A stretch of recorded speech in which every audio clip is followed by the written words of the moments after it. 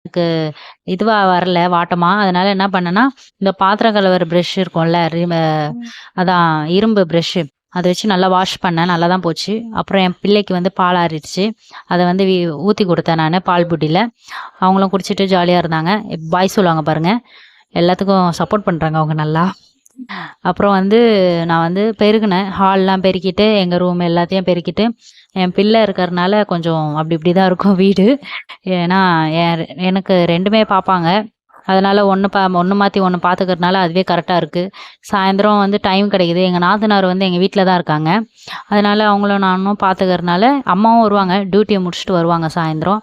வந்தோனே பாப்பாங்க அவங்களும். கொஞ்ச நேரம் பிள்ளைங்கள பாத்துட்டு, அதுக்கப்புறம் திருப்பியும் டியூட்டிக்கு போயிருவாங்க சாயந்தரம். அப்புறம் ஒரு டம்ளர் காஃபி குடுக்கலாமேன்னு பால காய்ச்சினேன்.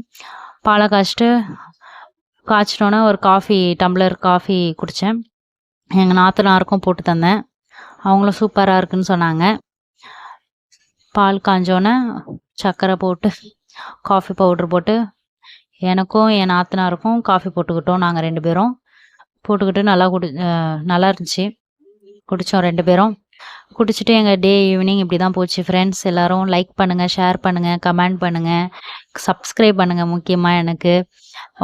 உங்களுக்கு என்னமே இன்ட்ரெஸ்டான வீடியோலாம் நான் உங்களுக்கு ஷேர் பண்றேன். உங்களுக்கும் எதனா இன்ட்ரெஸ்ட்டா உங்களுக்கு வீடியோ வேணும்னா எனக்கு கமெண்ட் பண்ணுங்க, இந்த மாரி பண்ணுங்கன்னு. Bye friends.